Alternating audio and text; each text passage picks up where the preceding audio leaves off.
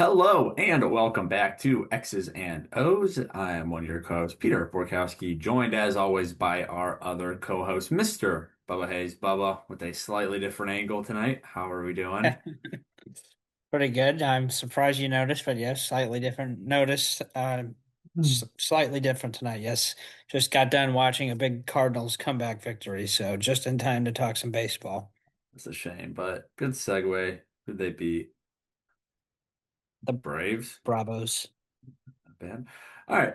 Well, Bubba already gave it away, so we are talking about the MLB. It's been a while. We kind of did a recap probably a month into the season, I would say, 30 games or so, and now we're sitting at about the halfway point. So let's see. Just going, I'm basing it off what the Cubs have Just played. barely over halfway for Yeah, the Cardinals. Cubs have played 87, if my math is right. So, yeah, well, and deadline's coming up. All-Star game voting is underway. Already have our finalists, I believe. So, I think it'd be a good time to check back in on what's going on in Major League Baseball. It's so similar to how we've done it before in our other two baseball episodes. We'll go division by division. Bubba, I'm springing this on you. I didn't give you a heads up.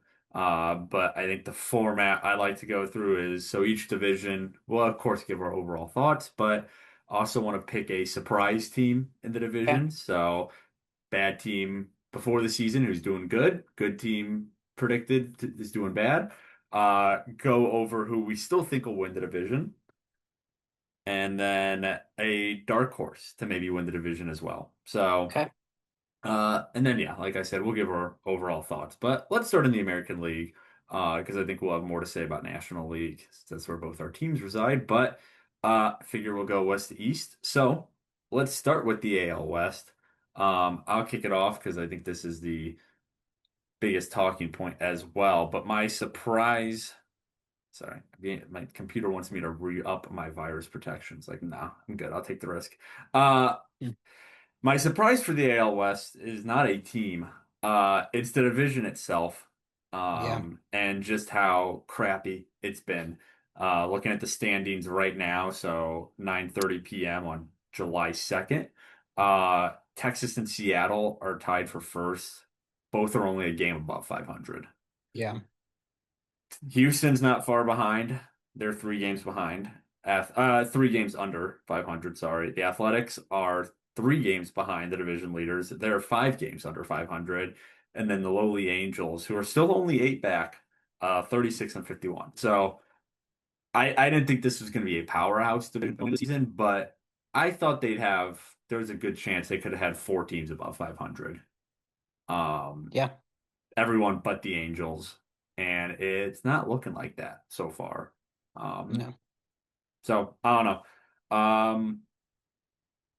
You keep talking about that, or if you want to do your surprise team. Yeah. I think I would say that my surprise, and I'm not even necessarily surprised because I guess to be fair, they're still tied for first, but I did expect the Mariners to be in a little bit stronger position than they are right now. But it's hard to really hold that against them, seeing as they're still tied for the lead in the division, and you'd have to think they're probably the favorites still to pull things out. So I still think they're going to win that division. I think honestly, I guess we'll see. This is contingent on some of these teams playing a little bit better down the stretch. But I actually think it's one of the more interesting divisions just to see kind of who comes out of it because you do really have 4 teams that are in contention. I mean, the Rangers just, are tied for first now, but they just rattled off 6 wins in a row before they recently lost. So, they've done a lot just to get back here. The Mariners have just kind of played kind of all over the place. It does look like Cal Raleigh's starting to figure things out. So, maybe that'll help them out as well. The Astros, I'm just not really sure about. I kind of think they are going to consider selling at the deadline, and they definitely have some pieces that could be of interest to other teams. And then the A's, they have a lot of young talent. I wouldn't be surprised if they kind of hang around there and stay pesky, but I guess we'll just kind of see how the second half of the year goes. And then yeah, you have the Angels who are definitely going to be selling. I'm not really sure what needs to change there. I did see they added former Cardinals GM John Mozeliak as their new interim GM. So I guess it'll be interesting to see how that goes. And, 500 coming up. probably need, kind of a fresh take on things out there because clearly whatever they've been doing has not been working. Yeah, yeah, I don't know what to do about the Angels. I mean, they make signings, they make moves, and they just Yeah. never pan out the way they want to. So yeah, maybe a different change in direction. Um, you slipped it in there, but my pick for champ to still come out on top of the division is Seattle. I think Yeah. on paper they still have the best team. Like you said, maybe they've had guys underperforming like Raleigh. If he can start figuring out, they'll be fine. I'd be surprised if they didn't pull away with the division. Dark horse, I don't know much to say, but Texas. Um, for a team who could, I mean, they're Yeah. tied for first, so I know it's like, oh, they could win the division. Well, yeah, they could, they're tied for first. But, I still like their roster. They never really teared it down after the World Series. Yeah. At least the batters. So on paper, I still think they're better than a one game over 500 team. So I could see them hanging around, but other than those two, yeah, I don't think the A's are there yet. Angels or whatever, and Houston just seems to have bad injury luck too. Yeah. Um, I know they got Josh Hader back not too long ago, and he's been doing really well. And even with like Alvarez is one of the best hitters in baseball this year, and even with that, I don't know. Like you said, I don't know if they will, but maybe it should be the year they full sell, which they haven't Yeah. since their title run. Yeah. So I mean, I'm not sure they're going to trade Alvarez, but like Isak, Paredes, yeah, yeah, I wouldn't be very surprised if they move him. There's a lot of teams who could kind of use that, profile of a hitter and defensively, third base. So I'm not, necessarily saying they're going to sell. It is tough because they're in a very competitive division race right now, but I'm just not sure if they're thinking long term, if that's not the right move to do. right. Well, let's move over to the next region of the country, the Central, home of the AL Central. I think the surprise team has to be pretty universal, which Yeah. is unless you go in a bad surprise, but the White Sox. Yeah. Um, just a fun, pesky team. Cubs saw them not too long ago. Maybe a month or so ago now. Not that. Couple weeks. And yeah, man, like they don't have that true star, but they're just a bunch of younger guys trying to, make their way into the league. Um, they're going to stick around the league, but I think they have a lot of that first 2 year player kind of juice to them Hmm. that you see a lot of young teams coming out of rebuilds like them do. Um, I don't know. I'm guessing your surprise was the White Sox. Yeah, I think well, just to be a little bit different, I'll go in the opposite direction. I think the biggest surprise for me so far is the Detroit Tigers. Yeah. And you could also say the Kansas City Royals as well, I although I'm not totally surprised that they're not really in the race, but I didn't think they were going to be this bad. right. But I mean, if you're, looking at this from a objective perspective, like yes, there were conversations in the offseason about the Tigers, moving on from someone like Scooble. But this is a team who on paper should be pretty solid. And they're getting some solid performances, but they also have Kevin McGonigal, who is, probably the favorite for AL Rookie of the Year, if not one of the top contenders. So, they're continuing with some of the, good play they've had in the past. And they have also added someone new. Now, obviously, someone like Flaherty is not having a good year for them, so that hurts. But I'm just really surprised. And I mean, it looks like right now that they're going to be selling, which is probably the smart thing to do. The only thing that I mean, obviously, I think Scooble, what does he only have this year left on his contract anyway? So Yeah, it I'm pretty makes sense sure. to move him. I don't know that they have to move anyone else, but the only thing that, and we can continue to discuss this, is I still think this division is wide open. I don't think the Yeah. Tigers are necessarily out of the race.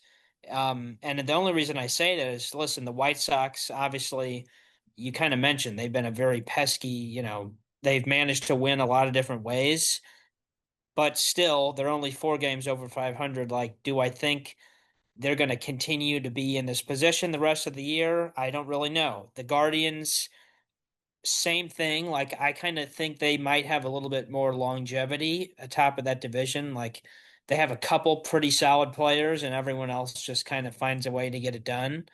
And then the Twins too are an interesting spot because they have players that, I presume they're going to be selling. Joe Ryan, Right, I think Joe they're going to be Ryan. selling. I think I've seen they're going to hold on to Byron Buxton, but yeah, I guess you never know. They've said they're going to, but other teams around the league seem to think maybe they're not. So it's kind of tough, but this is an interesting division because I think you still realistically have 4 teams that are in contention, Right. but 2 of them are already being kind of labeled as sellers, and the other two, I don't want to say they're frauds, but like I don't know that they're necessarily strong. They don't have a tight grip on that division. And you also, I'll be curious to get your thoughts on this, but I've seen some people trying to float the idea of the White Sox still trading Murakami. Personally, with the season they're having, I don't see how you could justify that. But I guess it is an interesting, maybe they signed him with that in mind, but it's hard to say that now. Yeah, I think, hang on, let's see how old is Murakami? Is 26. So, yeah, I mean, the only thing with trading him, the reasons you do it is, his value's decent right now. He's only 26. He's having a good year already. 20, Yeah. he's definitely cooled down a little bit. Yeah. He's been And he's hurt. been injured a little He's bit been too. injured too, but 240, 20 home runs, 48 41 RBIs, for surface level stats, like he's performing. Yeah. And I think it also depends on how the Sox view him um in their long-term plan. I mean, that's why I wanted his age was 26. So, I mean, he's only going to be a few years into if you think they're still a year or two away from really being a contender, which they are, he's still going to be 28, 29 by the time they get there. So it's not like he's, a veteran, even with his advanced age as a rookie just from coming overseas. So, Mhm.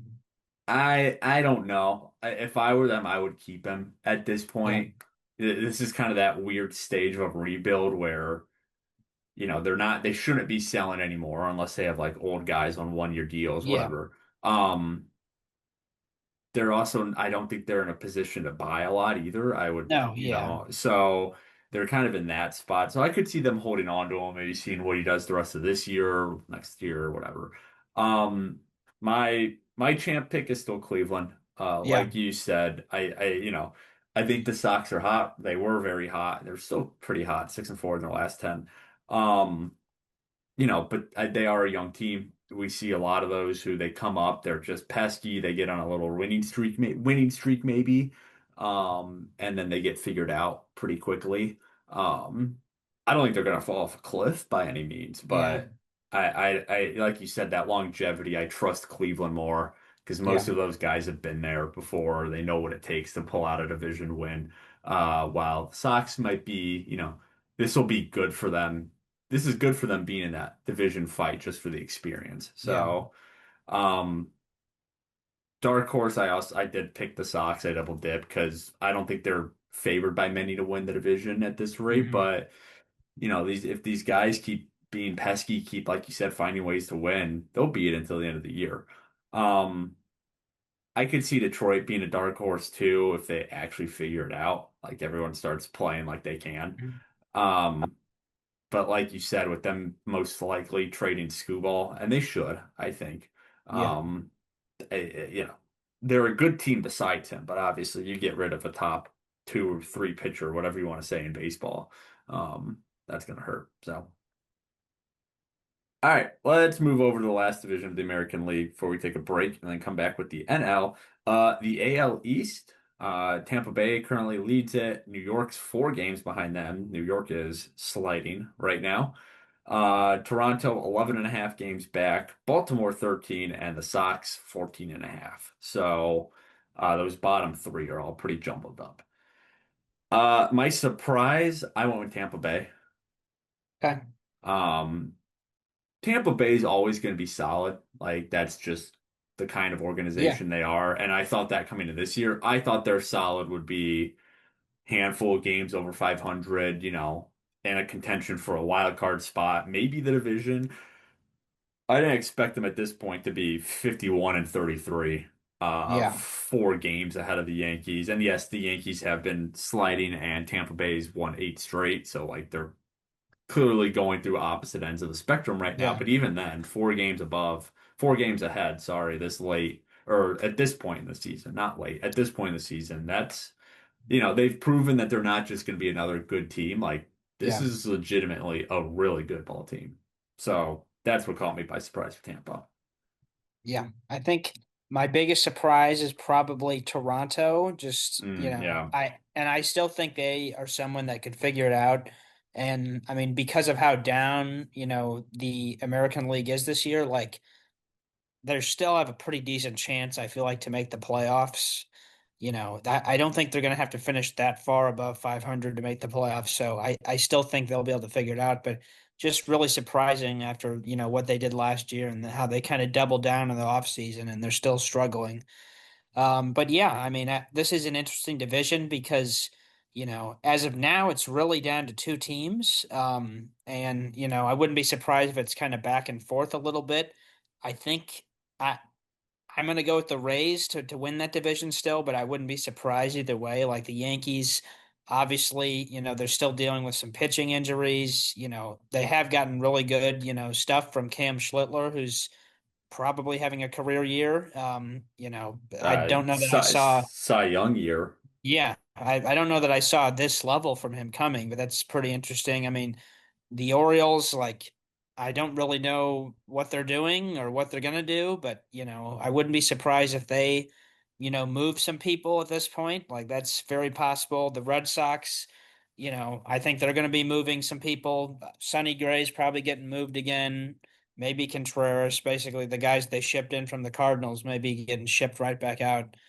I mean, I think if you're the Red Sox, you're just in a really big conundrum because it's like, you kind of I don't want to. You basically bought last offseason saying, okay, like this is, we're going to try and win this year, and it's been a pretty embarrassing year thus far. I mean, 11 games under 500 to this point. Like really no promise of getting back even closer to 500. Like obviously they have a lot of good players, but clearly this group isn't the one.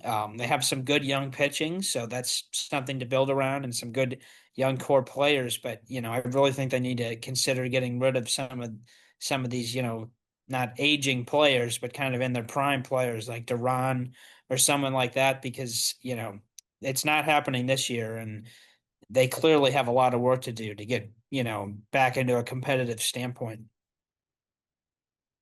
Yeah. I'm gonna be honest. I was zoned out writing my other notes. I heard everything, but we are talking about Baltimore, right? No, But Boston. Boston, yeah. Yeah, I heard Duran. I'm like, there it is, Boston. I zoned out to write some notes for after the break, and then I just completely blanked on who you said. Anyways, Boston. Um, yeah, I mean, I thought everyone in this division besides those top two would be better. Yeah. Um, I thought it should have been a very good division, I think. Boston definitely being, 11 games under. And I've seen Boston live this year, and yeah, it was one game in baseball that doesn't always mean too much, but like, they're not I don't think they're a bad team. Hmm. They've been through some managerial changes already this year, obviously. Yeah. Uh, Cora was fired. Um, so, uh, yeah, I think trying to decide where to go. I think I had the Yankees still winning the division. Yeah. Um, again, I mean, Tampa Bay's not, I'm not, they're not like the Sox where they've just been overperforming as young guys. Like, it is a very well-rounded, crafted ball team. And obviously a 4-game lead at this point in the year isn't nothing, but I don't know. I think the Yankees just still have the talent. postseason woes aside, they always get it done in the regular season. Um, I think they'll climb back in, and I think they'll come away with it. But I still would not be surprised if Tampa won. My dark horse for actually being the division winner, besides those top two, I did have Toronto. Yeah, Obviously, as we said, underperforming. They're 5 games under right now. But again, and as I've kind of said for some of the other teams we've already talked about, like on paper, they should be towards that top. yeah, And like you said, they doubled down this offseason. They lost Bichette, but they brought in Dylan Cease. Like they brought in other nice pieces. So they should not have taken a step back. yeah, And that basically means it comes down to performances. And I mhm, think these guys will pull it together. I don't know. I think they could pull it together, is what I yeah. should say. So now, yeah, being six, is that 7.5 back on, the second place team already, not great, but it's going to be hard, but I wouldn't be completely shocked. So, Yeah. And also, they're a good enough team where if they can make the playoffs, like they're still going to be dangerous. right. So they don't Yeah, have to win the division no, necessarily. no. And I think where are they right now in the wild card? They're within a couple games, I think. They are 3 games back of Seattle. So yeah, like you said, I think that's more what I expect out of them. I don't Yeah. think they'll win the division. It's dark horse for a reason. But I could see them snagging one of those last wild card spots and, turning it on. So especially because they were just there. So Hmm. all right. That'll be it for the American League. Kind of as we've said before, to reiterate, it's definitely a down league this year. Yeah. It's better since the last time we talked. The AL West actually has teams above 500. Barely. And the AL Central's got two, and the AL East has got two. Um, so, which isn't a ton, but still. Anyways. Yeah, and I still don't know why. I still don't have a reason why, other than I guess just the best teams are in the National League, maybe. I don't know. I don't know Yeah. why, other than you do have quite a few teams who are underperforming, like Seattle, like Detroit, like, Toronto, Baltimore, and Boston, which never helps. So, all right, let's take a break, and then when we come back, we will have the National League for everyone. All right, welcome back. Bubba and I have returned from our break, which means it's now time to talk about the National League of the MLB, gone through the American League. So let's move over. And as with the American League, we'll start with the West. We'll jump over to the East, and then we'll land back on the Central because I'm sure that's where we're going to have a lot to talk about. But starting with the NL West, which there isn't a ton to talk about. Dodgers leading the pack, of course, 56 and 31 at this point. A whopping 12 games behind them in second place, San Diego, 43 and 42. Only a half a game back on them, Arizona, 43 and 43. And then 7 games down, San Francisco, 36 and 50. And they are 2 games ahead of the 35 and 53 Colorado Rockies. So, starting with our surprise, this is my first negative surprise of the episode. Well, I guess the AL West one was too, but the first negative team, I went with San Francisco, Okay. 36 and 50, fourth in division, a decent amount of hype around them coming into the year.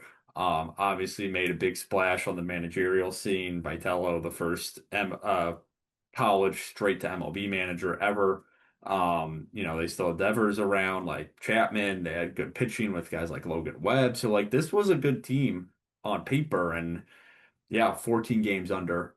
Um, I don't know. The Cubs have seen them recently, twice actually, I believe. And they played them well. They didn't look terrible. Matt Chapman's having a nice year, but again, I'm not a smart enough MLB person to be like, all right, how many of these are on Vitello? But obviously, that Yeah. move is under a lot of scrutiny, being the first of its kind, and so far the results are not there. Yeah. I mean, I'll be honest with you. I honestly think I have to blame Buster Posey a little bit more. I mean, Mhm. this roster is just not set up to win. And obviously, they just took another hit today or yesterday with Chapman heading to the IL. Right. But the right now the move for Devers is not looking very good. Some of the players that they have that they really need to be performing well are not, so that doesn't Yeah. help. But it's not really like, bad decision making in games. To me, they just don't really they're not jiving very well. And that there just seems to be something a little bit cancerous with the team itself. I don't know if you saw some of the kind of shit they were taking a week or two ago, but they had that Pride For Night. the Pride Night, yeah, Which is which obviously a very big deal in San Francisco. A little bit more of a footprint in that community than maybe, the Texas Rangers, for example. But that was really not received well. And it looked like really it was on the fault of the organization who didn't really communicate things very clearly to some of the players. Buster Posey, didn't do a very good job answering the questions on it, and I don't think that did anything to help. But clearly, they're not in a good position, and it really seems like things are just, not driving well in that clubhouse. So, but I'm not totally shocked. As I said, I don't really fully blame, the manager on this one. I would like to see him, get more than 1 year. Hopefully, I guess we'll see what happens. But I don't think they were fully built to win this year. For me, I think the biggest surprise so far has been San Diego. mm, And obviously, with the players they have, they're still capable of turning it around. But I mean, in baseball, essentially how your top four goes, so goes your team. And, that's pretty much can't be, you know, underlined more in the case with them. I mean, Tatis, I don't know what's going on there. He's sort of started to pick it up in the last couple weeks, but he his still only has his 5 homers. I was gonna say his bat isn't terrible. Like his No, I average mean, is pretty good, yeah, but he's still hitting for average, that but that his OPS under 800, only that five I'd homers. say that power is gone. Yeah. And then you have Manny Machado, who's, I think he's still hitting under 200, or if not, he's barely above. I don't know where that came from either. But, they're a team that's really talented up and down the lineup. But it's not really looking like it right now. I do think surprisingly their pitching has actually, been pretty strong this year. There were some questions heading into the year with some of the people they lost if that would continue to be the case. Their pitching's been okay. Their bullpen is obviously really good, but you know, their top four in the lineup is really going to have to pick it up. Bogarts as well hasn't been, as good as he has been in the past. They really have some things to figure out. I think the division is gone at this point. So they're in a position now where they're fighting for a wild card, and we know AJ Preller is not going to give up. I wouldn't be surprised if he has some big moves cooking, but I don't know too if this is the year that it's going to be a big swing in the buy direction. It could be a time to move, a piece or two off and see what you can get back. So they're in an interesting position. I honestly think because we obviously know the Dodgers are good. I think what's going to be interesting is to see how the Padres and the Diamondbacks finish out the year. The Diamondbacks were a team I kind of talked about earlier on in the year, as kind of being a team that I thought was really underrated. They have 4 or 5 really good position players, and they added Arenado in the offseason, and that's turned out to actually be a pretty decent move for them. He's been, pretty good for them on both offensive and defensively. So I'm really interested to see where the Diamondbacks go. Both them and the Padres are both around 500, but both of them are in the wild card race, and I think one of those two teams is going to sneak in there.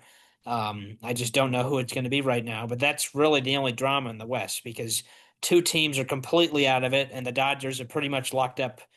I would say, probably a buy right now with how things are going. I think they're going to be a 1 or 2. Oh yeah. It looks like the Braves are really struggling right now with injuries. The Brewers are obviously still playing really well. So I think the Dodgers are feeling pretty good to finish, somewhere in between 1 or 2 there in the NL. Yeah, I picked them for my champ because come on, they're not gonna lose. My dark horse was San Diego. Just because of all the other four teams, they're the only ones whose roster I think comes even close to the Dodgers. Um, they're not going to, but I had to pick someone. Um, Yeah, San Diego, I mean, obviously I just saw them for 3 games and well, we saw what the Cubs did to them. Um, yeah, I don't know what's going on. I mean, like you said, it's just those top guys aren't really going. Yeah, Because again, that roster's there. I think they did a good job this offseason of tearing down a little bit, letting yeah, some guys go, but they didn't completely tear down. no, But yeah, you're right. When's the question going to be, okay, this current makeup, this current plan we have isn't ever close enough to what the Dodgers are doing. yeah, I mean, last year they didn't even get to the Dodgers in in the postseason. So yeah, it'll be interesting at one point do those some of those guys besides maybe Tatis, who I don't think they would ever move. But some of those other guys, when do we start giving them, when do we start shipping them around? So yeah, we'll see. Jumping over to the NL East, we'll skip the Central for now. Um, my surprise, even though I'm not shocked by it, but just how bad it's been, the Mets. yeah, Um, again, kind of like the Padres did over the offseason. Good job of like not tearing down, but kind of rebuilding a little bit, without losing much quality. I mean, I don't think they lost Alonso. They didn't get any of the really big free agents that they were talking about, but they did get Bichette, right? You bring in Luis Robert. You hope that Soto, like, you bring in Simeon. So like you kind of retool a little bit, and it's just been horrendous. yeah, Um, and I mean, I saw that we saw the Cubs saw them 2 series ago now before they played Milwaukee, and I don't think you can say this often about a ball team just because of the nature of the game, but like watching the Mets play, you genuinely think that is a shit ball team. Like yeah, they're kicking the ball around, they can't field it at all. They yeah, don't look great at the plate. It's like, wow, that is a bad baseball team. Um, and again, I didn't expect I'm not surprised their plan fell apart. I just didn't think they'd be this bad. no. I mean, for them, I think it's interesting because you know the last off season they had was a roller coaster, especially for their fans. For a while Hmm. they were doing nothing and it was like they were freaking out. And then all of a sudden, bam, bam, bam, they made big Right. moves. You mentioned, um, so I don't know. I think the expectations were obviously a lot better than this. I think it's interesting to see where they go from here. Like this year, it's obviously not happening. Are they going to trade some players? Are they going to selectively buy and trade players? I don't really know, because obviously salary is not a concern. But yeah, I mean, to me, this just really comes, and obviously I know they fired their manager, but to me, this really comes down to roster construction. Like, even though they have a lot of solid players, I don't think this is a lineup that is really, and a roster that is really constructed well. I mean, pitching. They still don't have great pitching. And really, as far as the lineup's concerned, they just kind of built around a couple players and, throwing guys at positions they haven't really played before and have gotten some pretty bad defense. Hmm. And, the outfield, obviously, they have Soto, but the outfield's been a pretty big weak point. So I'm obviously really surprised at them. But just to talk on a different team, I guess I'll say my biggest surprise so far has been Miami, who was by far and away the best team in baseball in the month of June. I just had a chance to Yeah. see them for a 3-game series, and saw them earlier in the year as well. I mean, to me, and I guess they're a little bit similar to the Nationals in the sense that they've overperformed. I don't know Hmm. that it's going to continue, Hmm. but I do think it's been impressive because, especially the Marlins. The Nationals obviously have some up and coming really good players. The Marlins have done it seemingly with no like really good players. Like they have some, talent for sure. They have some good pitching, Right. but offensively, you go through their lineup and you're like, who is this? To at least two-thirds of it. But Right. they've really figured it out, and they win games in a lot of different ways, and their pitching especially in the last month, has just been really good. So I don't know if they're going to keep it up. Now, obviously, they're sitting 4 games over 500, and they went 20-6 in June. So they were Right. struggling, obviously, a bit before that. But we'll see if they kind of keep it up. Obviously, since the last time we talked about baseball a couple months ago, the Phillies have really kind of picked it up and are now playing really strong and are closing fast on the Braves. Right. So I guess we'll see. This is going to be an interesting race. I think it is going to come down to the Braves and the Phillies. Right now, the Braves, we just got done playing them, beat them 2 out of 3 in Atlanta. They are really beat up right now. They don't have Acuna. They are missing a lot of starters, which is really hurting their rotation. They do have a really good bullpen, but we'll see. The Phillies are closing fast, and maybe the way things are going are going to catch them at some point.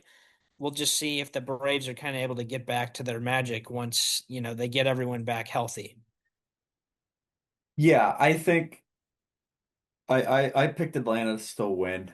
Um, like you said, the Phillies have been playing really good ball since, they had those massive struggles earlier in the season. But and the health is obviously a big factor, which has been Atlanta's story. I mean, I think I said something along the lines of in our preview episode before the season started, like if Atlanta stays healthy, I think they were going to win the division. And Yeah. here we are a little over halfway through the season, and I still think that if they can get fully or, 80, 90% as close as you can get, in, a professional sport, I still think they'll pull it out. But yeah, if they keep being banged up, if they can't figure out ways around injuries, which is always key. Yeah, I think Philly's, still been kind of on the up and up since they struggled. So, and then I did pick Miami as my dark horse. I'm not completely shocked they're here. Maybe the way they got here. I mean, going, like you said, 20-6 in 1 month is pretty freaking insane.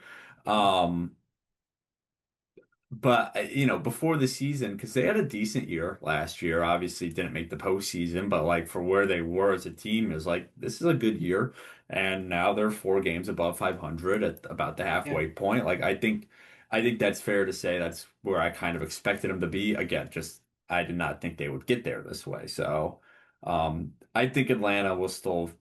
I think they'll slug it out. Wouldn't be surprised at Philly, and I don't know Miami.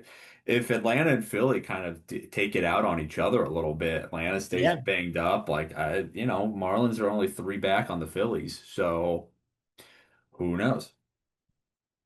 All right, let's move over to our division to wrap up. Try to give us as much time as possible with them. The National League Central still probably as it was when we last talked, one of, if not the best division in baseball. Even though it's definitely cooled off.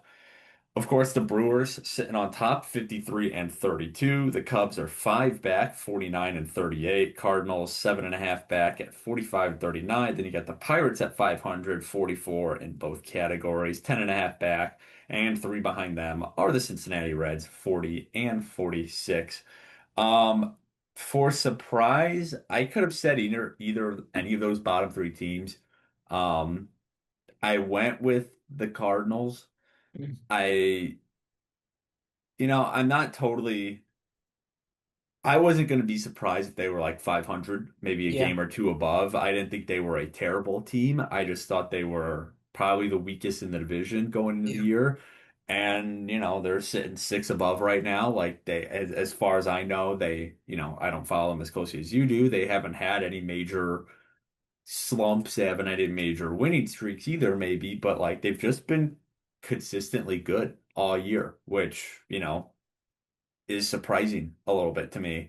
Um, I guess I'll ask for you, for them, Hmm. where do you see them at the deadline? I Yeah. hope not buyers because it's not the No. time. Are there more pieces to move though, you think? Or Yeah. It's an interesting question that's definitely being very hotly contested in the fan base. My position kind of for the last several months has been okay, clearly this team can play. I don't think they're going to be selling any major pieces that are, integral to the no. team. I think there's a couple pieces that could be moved that could fetch a return. One of them, Dustin May, who they Yeah. just signed on a 1 year deal with a team option. He's been pretty solid for the most year. He didn't have a good start tonight. He's had a couple bad starts. Basically, he's either been Bob Gibson or Miles Michaelis, and Right. you don't know what you're getting every other start. But I do think he's someone who could get a decent return. But also, if you just look at his underlying stats, they haven't been overwhelmingly impressive. So they could do without him for the rest of the year. The other player, who we actually just got back a couple weeks ago, is Lars Nootbaar. Hmm. He only has a year and a half left on his contract. Obviously, he's really well respected in the baseball world, even though, he hasn't fully lived up to maybe what some people would have thought. But he's a really solid player who I think, could fetch return if they, are willing to move him. I think what's interesting for them is this is not the year where they're going to win the division, and it's not the year that they're going to make a deep run in the playoffs unless they just catch fire. So for them, I think they could sell a few pieces and still, be competitive, which is honestly, I think most people would take. Right. For them, I think they're set up to be good long term because if you look at the top four in their lineup, really good. I mean, I don't know if you're familiar with the Twitter account Hall of Pretty Good, Right. but if you look at the top three in their lineup, JJ Weatherholt, Ivan Herrera, Burleson, like all three of those guys are pretty solid players. Right. And then you have Walker, who's having, what should be an all-star season, although, the voters don't seem to agree with that. So I think they're in an interesting position. They have another top prospect who has 30 homers in AAA, who's probably going to be coming up soon as well. So I think they're an interesting team. I just don't think it makes any sense for them to buy short-term rental players, because there's no reason to, hurt the prospect pool they've just started to accumulate. So for them, I like them to kind of stand pat, maybe, trade away a player or two, maybe make a move if it makes sense. But I think they're going to mostly stay where they are, and just kind of ride this out, it's been a fun year so far. And I still think they could make the playoffs. But I just don't think on paper they're kind of as strong as the Brewers and the Cubs in this division. Yeah, I think that'd be the best course. Like you said, just keep going with the young guys. If you have some older guys on some short contracts who might not be part of the long term, their values there, move them, keep building. I mean, that's how you do the rebuild is, you don't, even if you are having a better year than expected, which they are 6 games above, you know, kind of with that reality of, they're not set up for success now. Like, don't overreact to it. They were my surprise. Who was your surprise so far? I think they would have been my surprise. I guess I would say, I'm going to say both of them, the Reds and the Pirates. Like, I just really don't understand them. Like, Hmm. they do this every year where they start off good and they just fade. Right.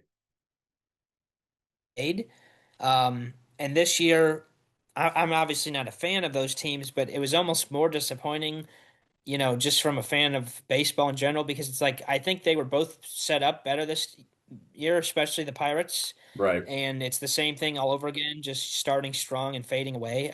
I still think the Pirates can stay competitive because they are built better. But I mean, the Reds, they have really good young players, and Sal Stewart's obviously a really good rookie.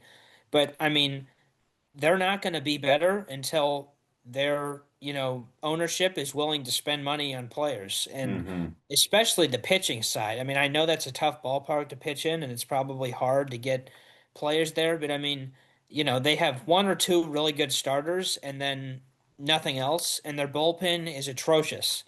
I feel really bad for Terry Francona having to manage that bullpen because it is atrocious. I mean, every game I watch, they blow, it seems like. And that's got to be frustrating because they can hit with anyone. Like they can score a lot of runs. They're a fun team to watch offensively. So I think the Reds are just really disappointing in that, I don't blame them, their fans, for never showing up when, they have good players, but they're not willing to put together a team that's built to actually win. Yeah, and I will say this about their fall offs.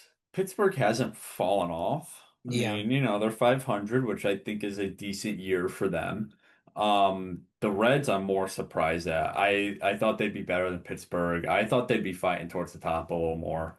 Obviously, you're 6 games under 500. Like, you can turn that around, but they're also 13 and a half out of the division lead. So definitely expected a little more for them. My champion pick is Milwaukee. yeah, Um, I'm guessing that's yours too. yeah, They're just so dang consistent. I mean, yeah, they're kind of like I said about the Cardinals, like they never go on major winning streaks, like major.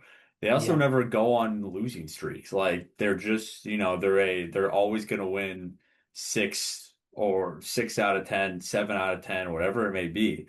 Hmm. And that's just so hard to overcome when, your team could have a really hot stretch like a certain team is and still be 5 games out just because the Brewers have been consistent all year. Um, my dark horse are the Cubs.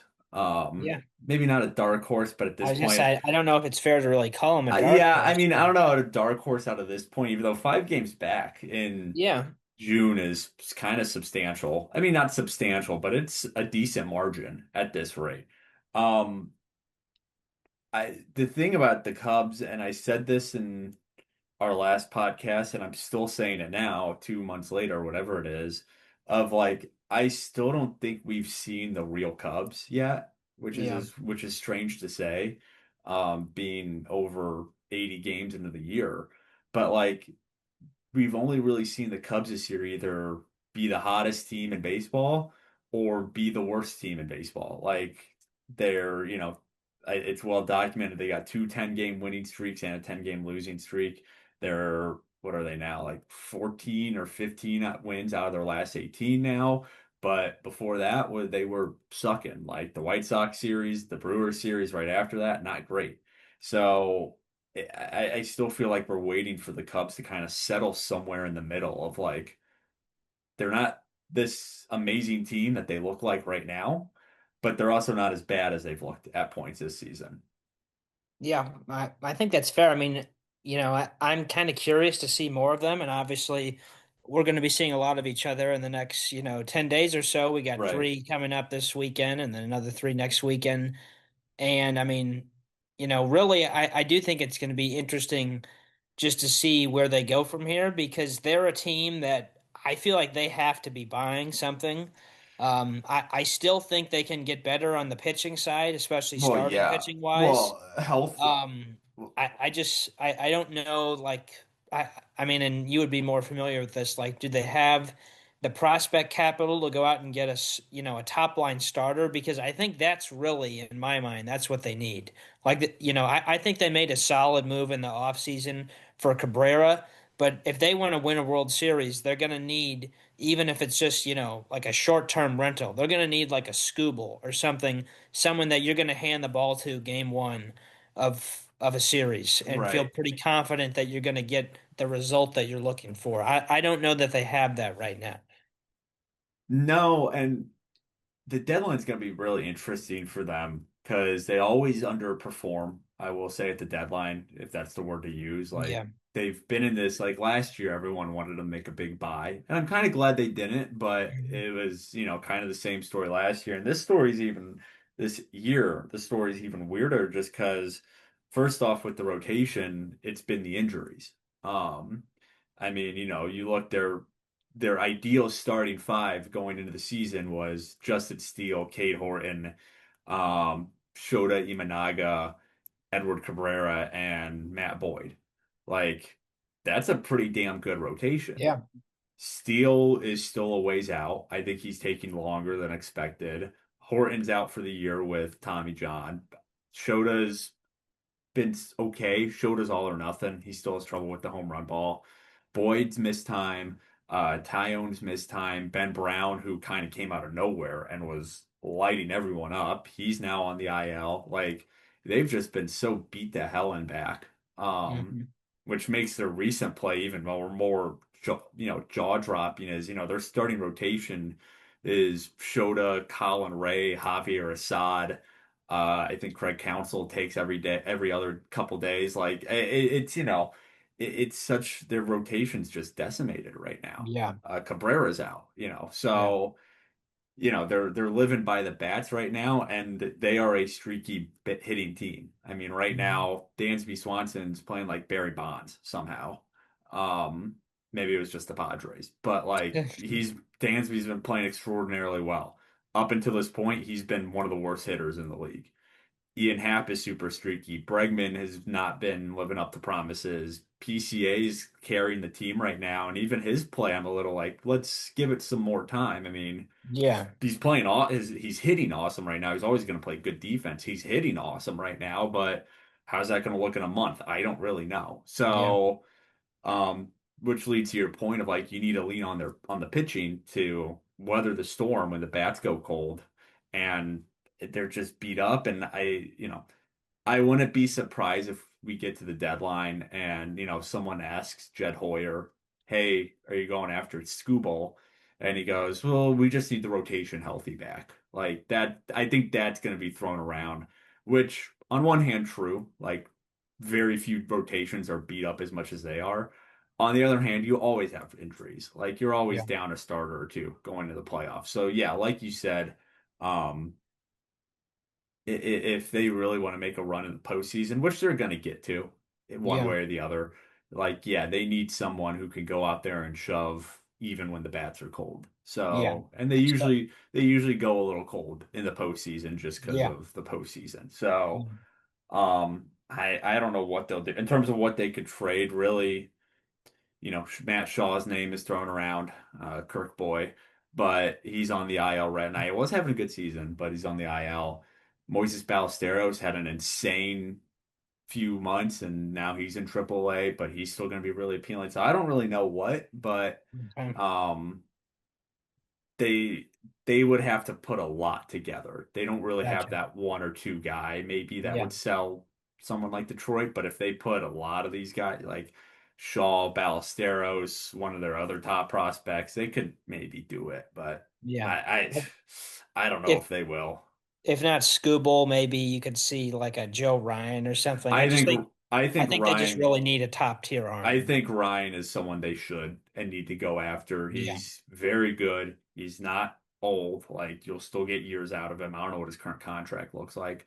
And yeah, he's going to be less than Scooble, and he's very good. Yeah. So, and then yeah, I mean the benefit of doing something like that is if those other guys start coming back, it's like all right, well, even our rotation's even better than when it was healthy. Yeah. So. I don't know. It's just gonna be the reason I call him a dark horse. It's just gonna be hard to win and overtake the Brewers when Yeah. your play is so up and down. Because the Brewers are just consistent. I mean, the Cubs go on a 10-game losing streak again, which they could. I wouldn't be surprised. Brewers are gonna pick up a lot of games during that stretch. So, the Cubs, if they want to make a push, they need to just start playing good, consistent ball rather than using these big swings one way or the other. Yeah. Do you have any guesses you want to venture on how this series is going to go this weekend? I mean the Cubs are playing really well, but it's also at the point of the win Okay. streak where I'm like, all right, it's gonna end. Like, I mean, it's gone on. I mean, it's not a huge win streak. They've won five in a row, but again, they're 14 or 15 of their last 18. And so it's kind of getting to that point where I expect them to hit a wall. And they've had a day off now. Okay. If they were playing today, I would say the Cubs just because they're coming off three killer series. They sweep the Mets, they take 2 of 3 from at Milwaukee, and then they sweep the Padres. Now they've had a day off. They're probably going to cool down a little bit. I'd be surprised if Dansby comes back tomorrow and is still hitting everything out of the park. So, um, it's a three-gamer, right? Yeah, we'll see. So one thing you will be happy to hear, we played Atlanta tonight, not even a day game tonight. Um, and Dustin May, I mentioned, pitched tonight. He went 2/3 of an inning. So the bullpen got really taxed. Not terribly so, but a lot of guys got used. So we'll see how that goes. And obviously, sort of an late afternoon game, late for Wrigley standards for a day Yeah. game tomorrow. But we got Palante, Leahy, and Libby pitching the third game. Right. So I don't know who's lined up for the Cubs, but I think it'll be an interesting series. Um, It seems like you guys have been kind of have had our number, at home the last couple years. So I guess we'll see. But you know, at least we're not throwing out Miles Michaelis or Eric Fetty this year, which for me is celebration enough. so that's addition through subtraction. Yeah, Cubs got Peterson, who they got from the Mets as they were kicking their ass, which was probably pretty fun for him. He's like, yeah, I'll go across the field. Hmm. Imanaga on Saturday. If he keeps it in the park, he's great. That's kind of a hard ass though. And then Assad, who's been really solid. Assad is your classic 6 innings, 2 earned runs kind of guy. Like he's just gonna go out there and Yeah. work. So um, I'll I'll be optimistic for me, and I'll say I think the Cubs take 2 of 3. Okay. But again, I'm not going to be surprised whatsoever if it comes crashing down this weekend. Yeah. That again, I it's at the point where I'm expecting every series to be like, all right, we're going in the other direction now. So Yeah. Well, this was a pretty brutal stretch for us before the break. So we were off Monday. We had three at Atlanta, three at at the Wrigley, Cubs. We go back to Busch Monday through Thursday. We have 5 games in 4 days against the Brewers, and then 3 games to close it up at home against the Braves. So that's quite the stretch. Started off by winning 2 of 3, though. So we'll see how it goes this weekend. It'll be interesting. I'm sure we'll both be watching. oh yeah. All right, well, that'll do it for this episode. About a little over halfway through the MLB season, and we'll check back in later, probably maybe after the deadline, see what moves were made, if any moves were made. For our sake, let's hope there's some big ones. As for next week, I don't know. We'll figure something out. We always do. So, all right, well, everyone else, enjoy whatever day you're watching this on, Bubba. Enjoy whatever is left of your Thursday evening. Um, I believe you said you were hitting up all the bars. So, Yeah, my um, Thursday evening's just about done when this call gets ended. So, well, it's Thirsty Thursday though. All right. Well, we'll talk to everyone next week. Until then, go Gorloks, the usual.